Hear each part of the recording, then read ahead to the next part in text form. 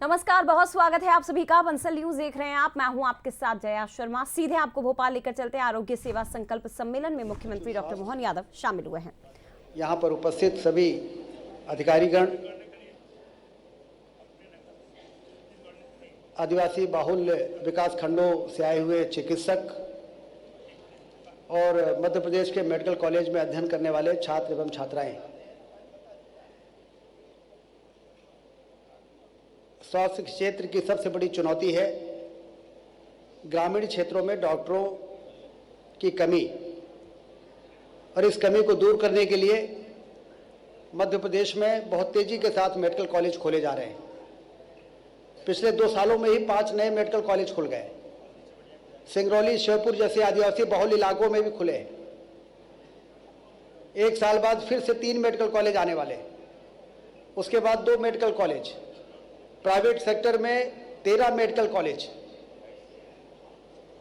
आने वाले वर्षों में 50 से ज़्यादा मेडिकल कॉलेज हमारे मध्य प्रदेश में होने वाले हैं, और इन मेडिकल कॉलेजेस में 80 से 90% निःशुल्क मेडिकल की पढ़ाई हमारे आदिवासी छात्र एवं छात्राओं को मिल सके, इसके लिए मुख्यमंत्री जी का अभिनंदन है। उनका जोरदार ताली बजाकर इसके लिए स्वागत करें।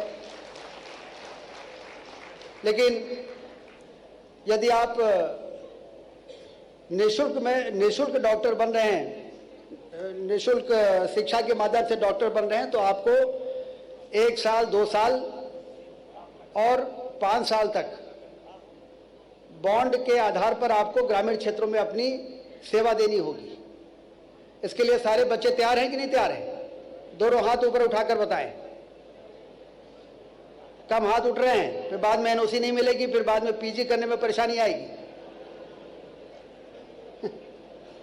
क्योंकि ये सारा जो कार्यक्रम है ये ग्रामीण क्षेत्रों में हमारी सब पीएससी है, सीएससी है, सिविल अस्पताल है, वहां पर डॉक्टरों को भेजने के लिए सरकार ये कर रही है।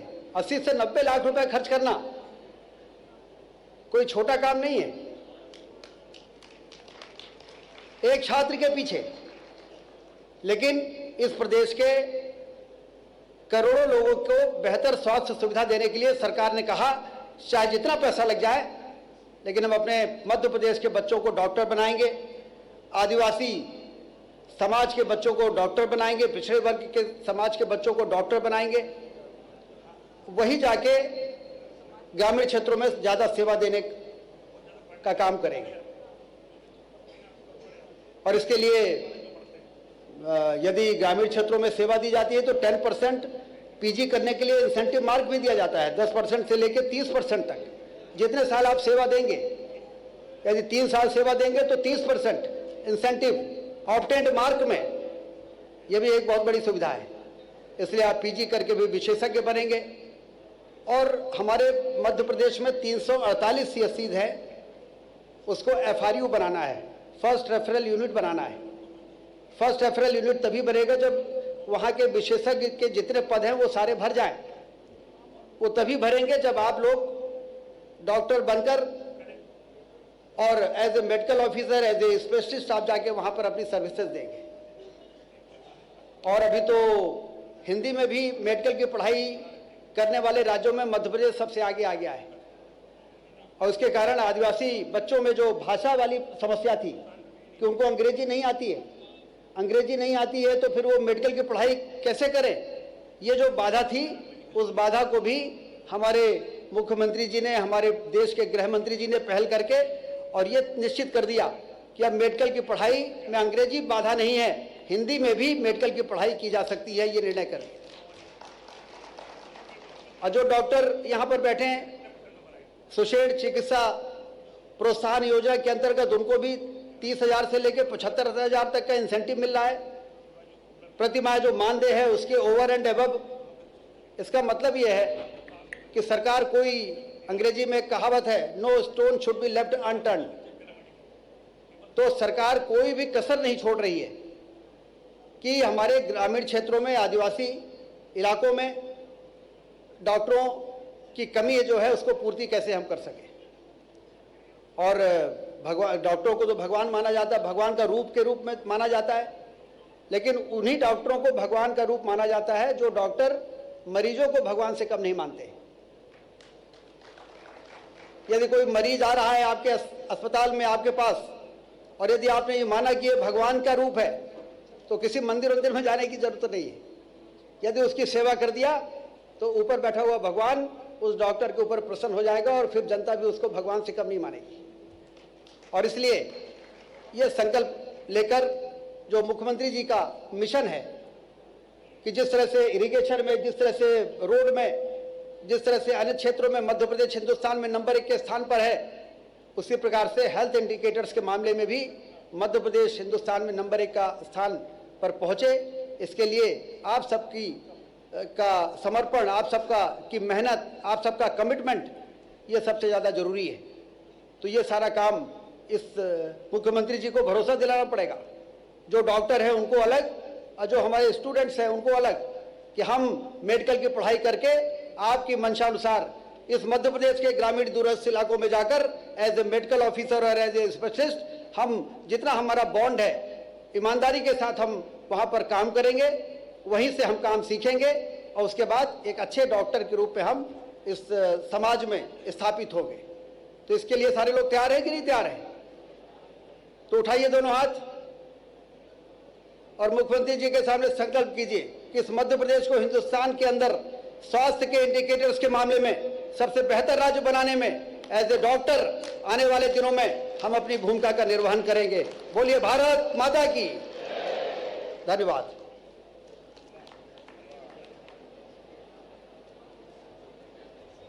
बहुत बहुत धन्यवाद माननीय उप मुख्यमंत्री जी आपके संबोधन के लिए।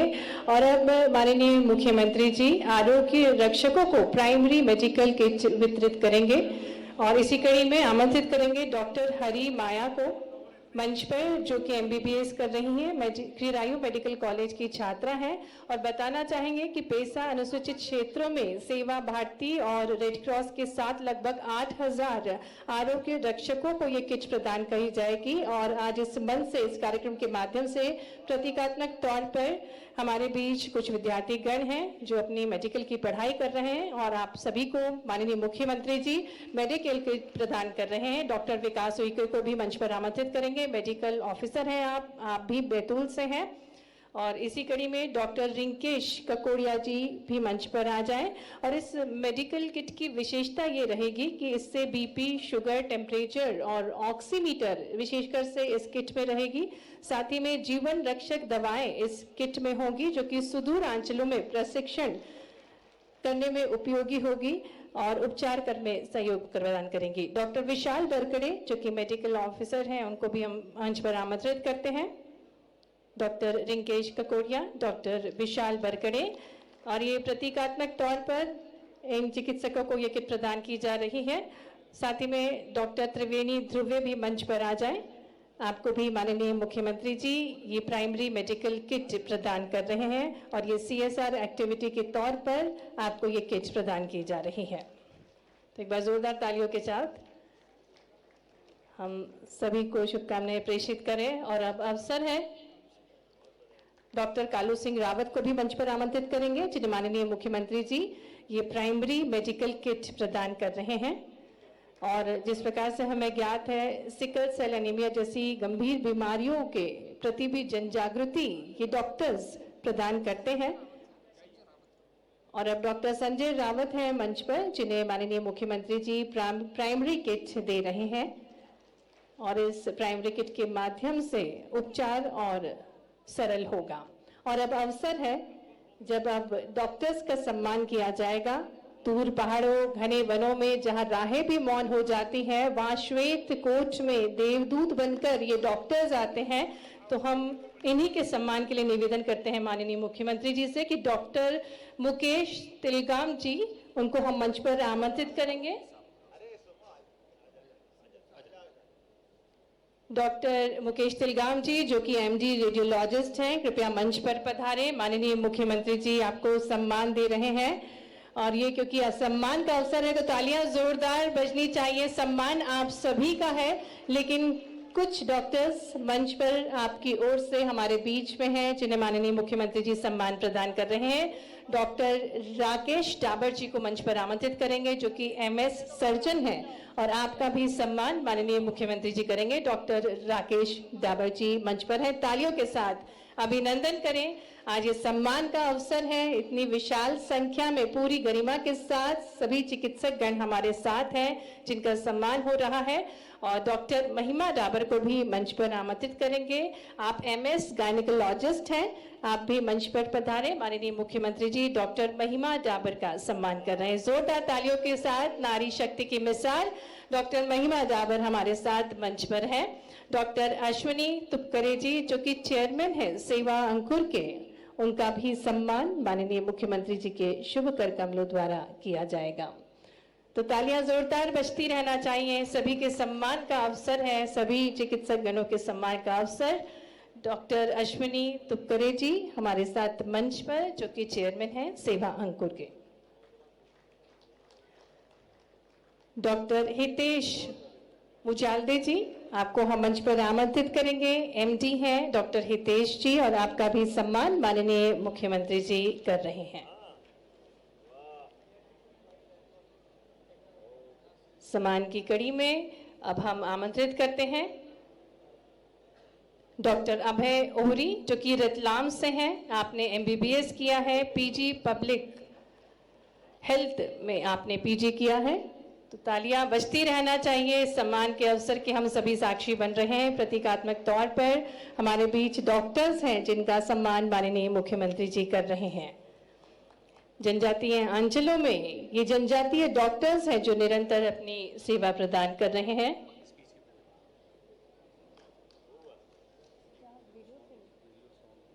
बहुत बहुत धन्यवाद माननीय मुख्यमंत्री जी।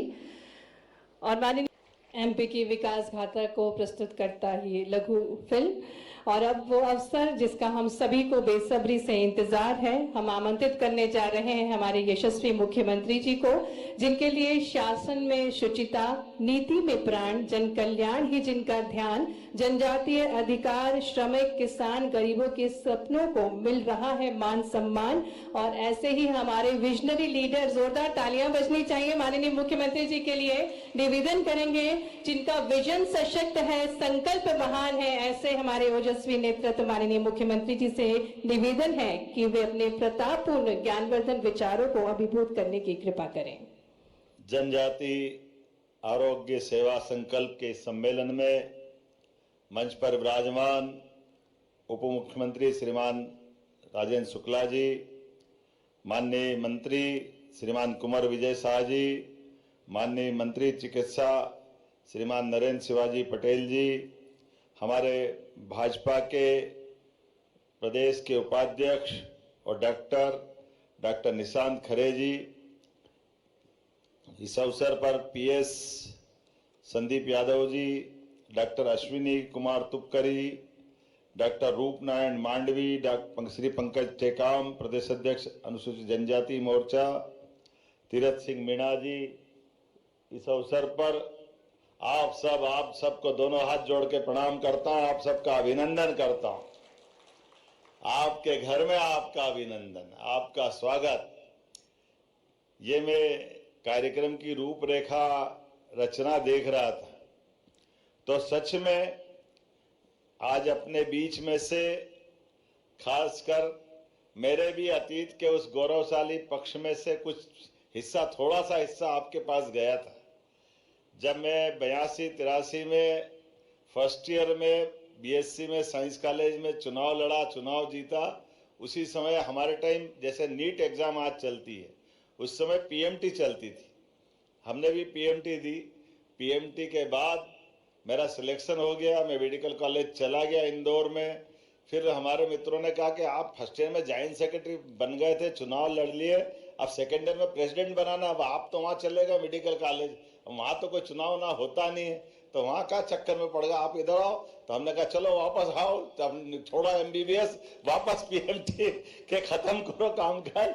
जैसे ये परमात्मा योग भी देता है और संयोग भी देता है, लेकिन मैं ये सारी कहानी इसलिए सुना रहा हूँ कि आप सब भाग्यशाली हो। आप आदिवासी अंचल से आते हैं, ग्रामीण परिवेश से आते हैं, और आपके जैसे ही परिवेश से मेरी भी पृष्ठभूमि थी, लेकिन परमात्मा की दया से हमारे जैसे लोग जो चुनौती में, कठिनाइयों में, परेशानियों से निकल करके आते हैं, जब अपने बलबूते पर आगे बढ़ते हैं, ऐसे समय में जब हम अपना मुकाम हासिल करने जा रहे हैं तो बीच में एक व्यवधान आ जाता है।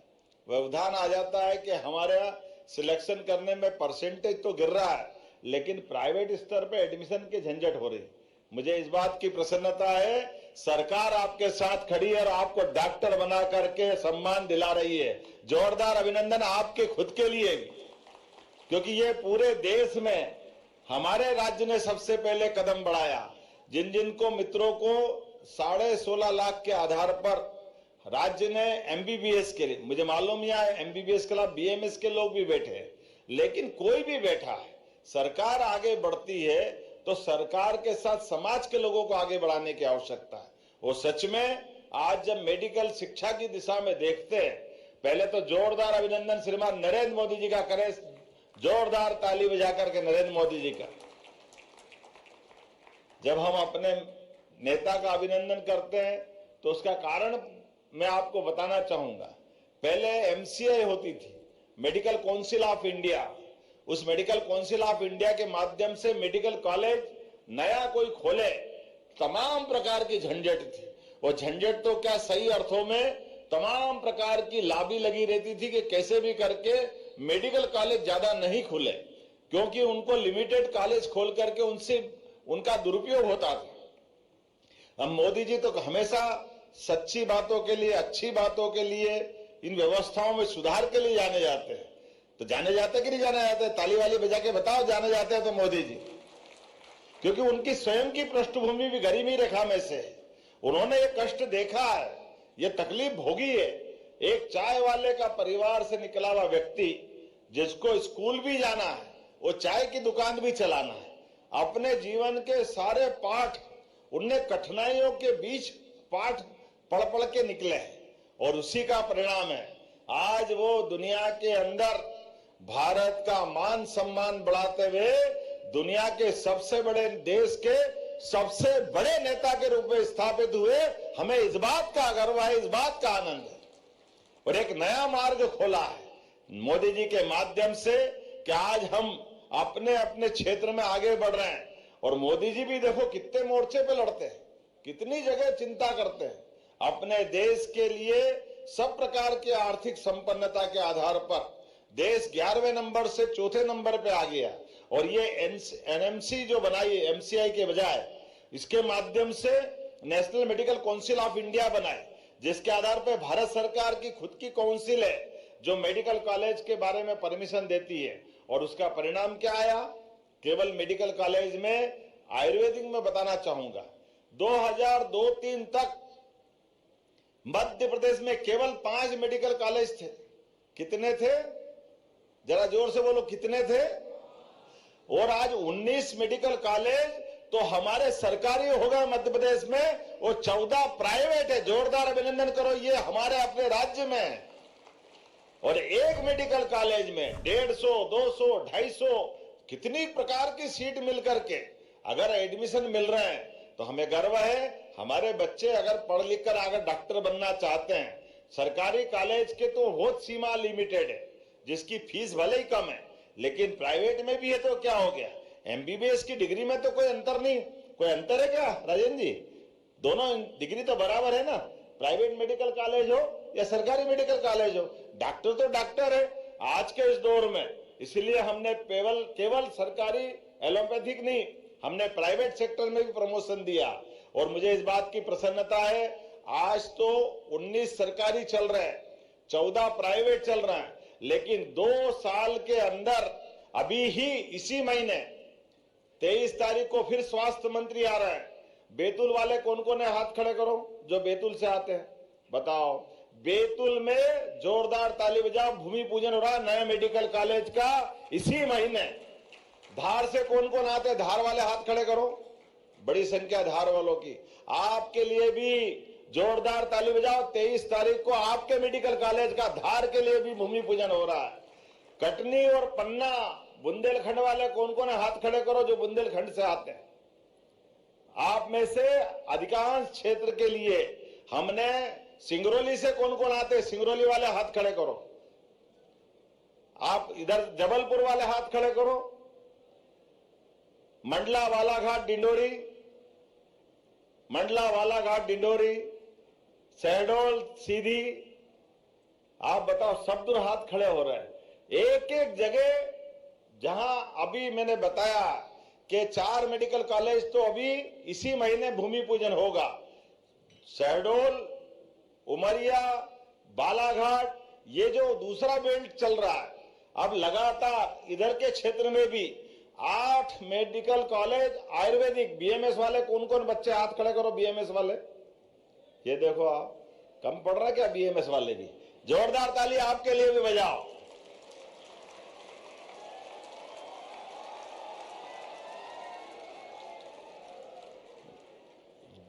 बीएमएस वाले सच में कोविड के बाद आपने सबको हाथ जोड़ना सिखाया, यह आनंद का विषय है।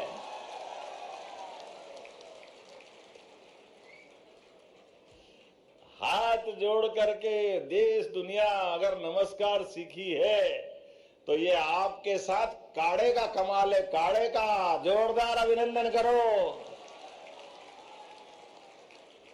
ये जो दुनिया थी, अच्छे ने हाथ टेक दिए। आपका काढ़ा पीकर एलोपैथिक वाले भी अपने जिंदगी का आनंद ले रहे हैं हमारे लिए, उनका भी अभिनंदन करो। किसी को समझ में नहीं आया कि ये हुआ क्या है। कोई मेडिकल स्टोर में दवाई नहीं मिल रही थी, कोई डॉक्टर बता नहीं पा रहा था। पहली बार ऐसा हुआ कि रेलवे स्टेशन रेल बंद, रोड पे जाओ सारा ट्रैफिक बंद। अरे मैं तो आज तक नहीं समझ पाया आकाशवाणी के गाने क्यों बंद हो गए, वो गाने भी बंद हो गए। दूरदर्शन सारा साफ, बाद में रामायण महाभारत आई। ऐसा लग रहा है जिंदगी के जमाने में बूढ़े हो गए। कैसा दौर आया था, पता ही नहीं चल रहा कल क्या होगा। चारों तरफ एक अज्ञात भय, और ऐसे अज्ञात भय में हमारे देसी चिकित्सा पद्धति वालों ने आगे बढ़कर कमान संभाली।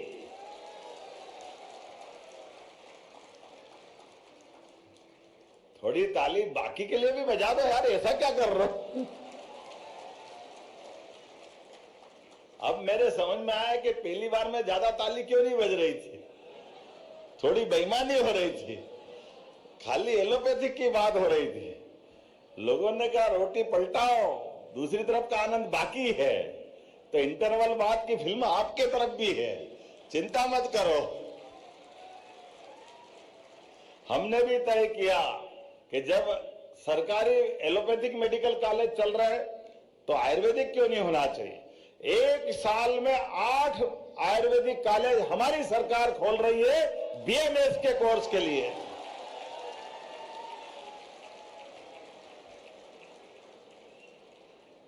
वात, पित्त, कफ,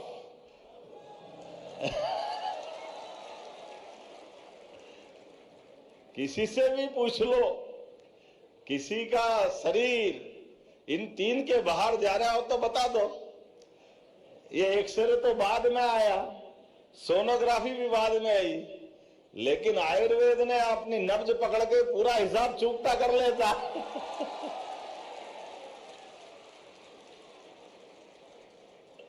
ये जो कमाल है, व्यक्ति की चाल से, उसके दिल में धड़कने वाली धड़कन से, जिस प्रकार से हमारी ये चिकित्सा पद्धतियों का कमाल है। वाकई हमारे ऋषि मुनियों ने क्या क्या नहीं किया हमारे लिए। आज के इस दौर में ये बात बिल्कुल सही है कि हमारे इस जीवन शैली में स्वाभाविक रूप से प्रकृति के साथ जीने का हजारों साल पुराना इतिहास। इसलिए आज जब मैं आपसे बात कर रहा हूं तो कई रहस्य हमारे यहाँ वेद वाक्य, यत पिंडे तत् ब्रह्मांडे, जैसा हमारा पिंड है वैसे ही हमारा ब्रह्मांड है। अरे ये हमारा तो आयुर्वेद का एक और जोरदार सूत्र है, मालूम है राजेंद्र जी। आयुर्वेद में जिस भी जगह कोई बीमार होगा, कोई भी बीमार हो, उसके 20-25 किलोमीटर में एक वनस्पति उगेगी जो उसकी बीमारी का इलाज लेकर आती है। ये परमात्मा की कृपा है, अलग से नहीं जाना है। वहीं से वो बीमारी और मरीज, ये दोनों को लेके परमात्मा की लीला है। ये अपने आप सब प्रकार की चिंता करती है, ये उसी प्रकार से चिंता करती है जैसे हम नादानी में बोल देते हैं कि पेड़ क्या देते हैं, पेड़ क्या देते हैं, लेकिन पेड़ हरे कोई बोल देगा ऑक्सीजन देते हैं, लेकिन ऑक्सीजन नहीं देते, वो हमारी कार्बन डाइऑक्साइड लेते हैं। ये जो बड़ा काम है, अगर पेड़ वनस्पति ऑक्सीजन के बजाय कार्बन डाइऑक्साइड लेना बंद कर दे तो जीवन एक क्षण भी चल सकता है क्या? कोई का जीवन चल सकता है क्या? इसलिए ये जो मूल चिकित्सा पद्धति के साथ जो हमारे जीवन का रहस्य है कि किसी भी व्यक्ति के जीवन में भोजन तीसरे नंबर पे आता है। भोजन के पहले पानी और पानी के पहले वायु। अभी कोविड में क्या हुआ? यही तो हुआ। इस शरीर में 70% हमारा जीवन का रोम रोम ऑक्सीजन से जीवंत है। इसलिए खाना नहीं दोगे तो 1 महीने चल जाएगा, पानी नहीं पिलाओगे तो 7 दिन चल जाएगा, लेकिन ऑक्सीजन तो भारत माता की जय 2 मिनट नहीं होने वाले हैं। बात करते करते ही हो गया। बहुत दिन तक तो डॉक्टर को समझ में नहीं, मरीज बात करते करते चला गया। अब लंग्स खराब हो गए तो मरेगा नहीं तो क्या जिंदा होगा, कहां जाएगा? उसको तो जाना ही जाना है। बहुत दिन तक समझ नहीं आई कि इसको क्या हो गया, इसको क्या हो गया, और बहुत दिन तक झगड़ा चलता रहा कि ढंग से इलाज नहीं करा। अब इलाज करे कहां से? ये जो बीमारी आई थी कोविड की, वो इतनी खराब थी कि ऑक्सीजन के ग्रहण करने की क्षमता उसकी खत्म हो गई। अब कुछ भी कर लो, वो आदमी बात करते करते चला जाता है। इसीलिए हमारे इस पिंड के अंदर के रहस्यों के लिए रोम रोम से हमको श्वास लेकर के श्वास नहीं लेते, ये हमारा भोजन ग्रहण करते, और जैसे शरीर से निवृत्ति होती है सभी प्रकार की, ऐसे रोम रोम से पसीने से लगा करके सब प्रकार की निवृत्ति होती है। इसलिए और आगे जाओ तो पतंजलि तो शरीर के अंदर 5 प्राण बताते हैं कि एक शरीर में 5 प्राण है। अब ये 5 प्राण जब पहले कहते थे तो बड़ी हंसी उड़ाते थे कि 5 प्राण कहां से आ गए, लेकिन अब वेंटिलेटर आ गया तो वेंटिलेटर से मालूम पड़ गया कि हार्ट गया, ब्रेन और शरीर चल रहा है। मालूम पड़ गया कि नहीं पड़ गया? अब दूसरा प्राण गया, ब्रेन गया, बाकी सब चल रहा है। तीसरा प्राण हार्ट से लेके नाभि तक का सबको मालूम है, ये बीच के गए तो भी 2 चलते रहे तो भी काम खत्म है। और चौथा प्राण नाभि से लेके नीचे के पांव तक का अगर गया, कंट्रोल खत्म, तो ये चौथा प्राण गया। और 5वां प्राण पूरे शरीर में चलता है। ये पतंजलि योग शास्त्र के माध्यम से आता है। अभी हम किसी से कहें कि आपके शरीर में मुंह कितने हैं, कितने मुख है डॉक्टर साहब? अभी एक बताओगे, और बताओ थोड़ा और ध्यान से देखो तो 2 मुंह मिल जाएंगे कि जब मां के गर्भ में हमारा पिंड बढ़ता है तो ये गर्भनाल के माध्यम से शरीर धीरे धीरे करके अपना आकार साकार लेता है। लेकिन यद पिंडे तद ब्रह्मांडे, जब मैं आपसे कह रहा हूं तो पिंड में ब्रह्मांड के समान ताकत है। अब उस ताकत को देखने के लिए हम अगर भारी रूप से देखें तो 2 मुंह देख रहे हैं, लेकिन वास्तव में हजारों मुख है। अरे कैसे भी इंजेक्शन ठोको, अंदर पहुंचता कि नहीं पहुंचता है? अगर मुंह नहीं तो कैसे पहुंचेगा? ये इंजेक्ट होती कि नहीं दवाई? दवाई कहां से जाती है? ये हमारे शरीर के अंदर की रचना का केवल हमको एहसास होना है, होता कि नहीं होता? अब बताओ, खाली इसको देखते रहे तो कैसे काम चलेगा? आप कहीं से भी इंजेक्शन लगाते हो और आप स्लाइन चढ़ाते हो तो आदमी जिंदा होता कि नहीं होता? लिक्विड से दे दो, ये कैसे होता? ये उसके रोम रोम में, शरीर में उसके मुख है। आप कहते हो आंखें कितनी है, आप बताओ कि 2 है। अरे पीठ पे कीड़ा डाल रहा, मालूम पड़ गया कि नहीं पड़ गया? कीड़ा निकालो, पीछे से निकालो। ये हमारे अंदर की रचना बताते थे कि नहीं बताती? ये जो सेंसेशन हमारे पास है, ये वो अपना काम करता है। दांतों के अंदर कहीं कचरा फंस जाता है तो अपनी जिब्बिया निकाल के कहाँ कीड़ा कहाँ कचरा तुरंत मालूम करता कि नहीं करता है? तो ये जो हमारे शरीर के अनंत रहस्यों से, हमारे यहाँ की आदिकाल से परंपराओं के आधार पर इन सारी बातों को जाना गया। लेकिन आज ज्ञान ध्यान की बात थोड़ी करना है, आज तो आनंद की बात करना। आपके घर में आपका स्वागत है, अभिनंदन है। दोनों हाथ जोड़ करके अपने लोकतंत्र के अंदर हर परिवार का बच्चा हमारे आवास में आए और डॉक्टर आए तो थोड़ा ज्यादा आनंद आ जाता है। जैसे मामा के घर हम जाए और खाने पे बैठे और माँ परोसने आए तो डबल आनंद आ जाता है, कि इसमें और आनंद आ गया, माँ और प्रेम से देगी। तो हमारे लिए आज का आनंद ऐसा ही है। जब मेरे अपने आवास पे आए तो मेरा बेटा डॉक्टर, मेरी बहू डॉक्टर, मेरी बड़ी बेटी डॉक्टर, दामाद डॉक्टर, तो डॉक्टरों की फौज घर में है और आज इस घर में भी डॉक्टरों की फौज है। ये आनंद आज अपने लिए सौभाग्य की बात। जिस प्रकार का हमारी सरकार ने अपने हेल्थ डिपार्टमेंट की चिंता की, पहले तो हमारी सरकार के गठन के साथ ये दो अलग अलग मंत्रालय थे। हमने माननीय राजेंद्र जी जब इसमें डिप्टी सीएम जवाबदारी ली तो मेडिकल एजुकेशन अलग था, हेल्थ डिपार्टमेंट अलग था, दोनों को एक कर दिया और हमने संकल्प लिया कि राज्य के अंदर सबसे तेज गति से मेडिकल कॉलेज खोलना चाहिए। इसलिए हमारे लिए पहले तय किया कि हर लोकसभा में, अपने राज्य में 29 लोकसभा है, हमने संकल्प पत्र में तो लिखा था कि हर लोकसभा तक मेडिकल कॉलेज जाएंगे। मुझे प्रसन्नता है, मेडिकल कॉलेज तो इसी महीने 29 लोकसभा में खुल जाएंगे। अब धीरे धीरे हर जिले तक जाने वाले हैं हमारे लिए, और आयुर्वेद भी जाने वाले हैं। तुम भी ताली के वाली बजा लो भाई, तुम्हारे लिए भी पीछे नहीं रहने वाले। आयुर्वेदिक भी खोल लेंगे, नेचुरोपैथिक भी खोलेंगे, एलोपैथिक भी खुलेंगे, सभी प्रकार के। लेकिन इनके साथ साथ पैरामेडिकल कोर्स भी सारे। इसलिए हमने विश्वविद्यालय की पुरानी कठिनाइयां थी, उस कठिनाइयों को हल करते हुए जो सामान्य विश्वविद्यालय है उनके साथ उनकी परीक्षा कराना चालू किया। जो गड़बड़ी है वहां दूर भी करेंगे, लेकिन दूर करते करते उपाय भी करते जा रहे हैं। लेकिन सच में आज आपको देख के तो आनंद आ गया। और जोरदार ताली बजा। ऐसे आदिवासी अंचल में सेवा करने वाले ऐसे चिकित्सागण भी आए, जोरदार हमारे सारे मित्रों के लिए।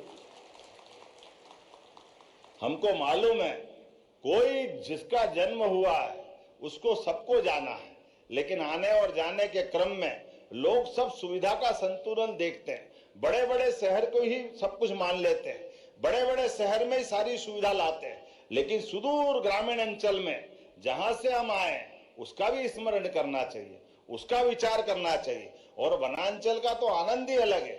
वनांचल के हमारे आदिवासी भाई बहन या वहां के कोई भी गोपाल, जिसके घर गाय वो गोपाल। ऐसे में हर एक परिवार के लिए जो यहाँ शहर में मिले वो गांव में भी मिलना चाहिए। अरे हमारी परंपरा तो इतनी गौरवशाली है कि चिकित्सा के मामले में भगवान राम का काल याद करो। जब राम रावण का युद्ध हुआ और भगवान राम के भाई को तीर लगा और भगवान लक्ष्मण की जान खतरे में थी, चिकित्सक ने अपना उस काल में भी धर्म निभाया और उन्हें आकर के संजीवनी बूटी का रहस्य बताया और भगवान राम के छोटे भाई लक्ष्मण की जान बचाई। ये गौरवशाली अतीत अपने भारत का है, हमको इस बात का गर्व है। इतने पवित्र सम्मान के साथ देखा जाने वाला पद है और इसी नाते से हमारी तो संस्कृति इस गौरवशाली भाव को लेके चलने वाली। हमने सनातन संस्कृति के माध्यम से सभी क्षेत्रों में समान रूप से आगे बढ़ने के लिए गरीब अमीर ऊंचा नीचा, अब तो माननीय मोदी जी के नेतृत्व में 4 जातियां उनने बता दी, महिला, किसान, युवा, गरीब सब समान है। इनके चारों वर्ग के कल्याण के लिए हमको आगे बढ़ने की जरूरत है। तो ऐसे में आपके माध्यम से सच में मैं आपकी इस पढ़ाई के बाद बनने वाले डॉक्टर के लिए अपनी सरकार के माध्यम से बताना चाहूंगा, लगभग 8000 विद्यार्थियों को 2 वर्षों में हमने 260 करोड़ रुपए उपलब्ध कराए। जोरदार अभिनंदन करें ये आपके क्षेत्रों के लिए। और आयुर्वेद के लिए भी उसी प्रकार से आगे बढ़ रहे हैं। और आयुर्वेद हो, एलोपैथी हो, सभी पैथी के माध्यम से मनुष्य मात्र की सेवा हमारे कार्यकर्ता करें, इसलिए हम सब लगातार प्रयास कर रहे हैं। लेकिन सरकार आपको डॉक्टर बनाए, आप योग्य नागरिक बने। आने वाले समय में लोकतंत्र जिंदा कब तक रहेगा, जब तक पूरा समाज उसके साथ खड़ा नहीं हो जाए। इसलिए अच्छाई के लिए, सच्चाई के लिए आप पढ़े लिखे हो, आपने एक अच्छी व्यावसायिक डिग्री ली है, तो देश और दुनिया की चारों तरफ भी देखते जाओ। अगल बगल के देश देख लो, पाकिस्तान में क्या हो रहा है, बांग्लादेश में क्या हो रहा है, अफगानिस्तान के हालत क्या है, दुनिया के बहुत सारे देशों में उथल पुथल मची है। लेकिन इस देश के अंदर अरे सुखी की छाया में अगर कोई लोकतंत्र जिंदा है तो माननीय मोदी जी के नेतृत्व में जिंदा है। लेकिन मोदी जी अकेले नहीं कर सकते। हम और आप सबको लोकतंत्र में सच्चे नेतृत्व को आगे लाने के लिए आप अपना चिकित्सक व्यवसाय भी चलाओ, लेकिन आंख खोल करके दुनिया की तरफ भी देखते जाओ। नहीं तो हमने देखा है बामियान की प्रतिमाएं अफगानिस्तान के चट्टान के ऊपर तोप से उड़ाई गई। ये इस देश का इतिहास है। रानी दुर्गावती अपनी बहादुरी के लिए इसी देश में जबलपुर के पास अकबर की सेना से लड़ती हुई बलिदान अगर हुई। राजा शंकर शाह, रघुनाथ शाह, ये गौरवशाली हमारे महापुरुष हैं जिनने अंग्रेजों के खिलाफ अपने प्राण उत्सर्ग कर दिए। रानी अवंतीबाई, टंटिया मामा, कितने सारे नाम लूंगा। ये सारे महापुरुष हमको अपने अतीत के गौरवशाली पक्ष से विदेशियों से लड़ते हुए उन्हें प्राण उत्सर्ग किए। तो वो दौर था जब गुलामी का था, आज का दौर आजादी का है। तो जब हमने लड़ते हुए देश आजाद कराया तो देश को आजादी के बाद सशक्त बनाने के लिए, सबको निरोगी बनाने के लिए, लोकतंत्र को मजबूत करने के लिए हम और आप सबको इकट्ठे आकर के सच्चे अर्थों में बार बार आना पड़ेगा। इस प्रकार से मिलना जुलना पड़ेगा और सरकार की व्यवस्थाओं के बलबूते पर समाज को आगे बढ़ाने के लिए आगे चलना पड़ेगा। आज के इस अवसर पर मेरी अपनी ओर से एक बार फिर आप सबका वंदन, अभिनंदन, बहुत बहुत धन्यवाद। भारत माता की जय। बहुत बहुत धन्यवाद माननीय मुख्यमंत्री जी। ये आपका असीम प्रेम है युवाओं के प्रति और निरंतर आपके प्रयासों के साथ साथ आगे बढ़ रहा है जनजातीय समाज। और अब आभार प्रस्तुतिकरण के लिए निवेदन करती हूँ आयुक्त जनजातीय कार्य श्रीमंत शुक्ला जी से। जनजातीय क्षेत्र के लिए आरोग्य सेवा संकल्प सम्मेलन के इस महत्वपूर्ण कार्यक्रम के मुख्य अतिथि प्रदेश के यशस्वी माननीय मुख्यमंत्री जी का मैं आयोजन करता समस्त विभागों की ओर से हार्दिक आभार एवं कृतज्ञता ज्ञापित करता हूं। सर, आपकी गरिमामय उपस्थिति एवं प्रेरणास्पद उद्बोधन व मार्गदर्शन अनुसार समस्त कार्यरत चिकित्सक एवं भावी चिकित्सक सेवा और संकल्प के मार्ग पर चलते हुए प्रदेश को चहुमुखी विकास के पथ पर। तो स्वास्थ्य सेवाओं पर आधारित एक विशेष कार्यक्रम राजधानी भोपाल में आयोजित हो रहा था, जिसमें सीएम डॉक्टर मोहन यादव ने संबोधित किया।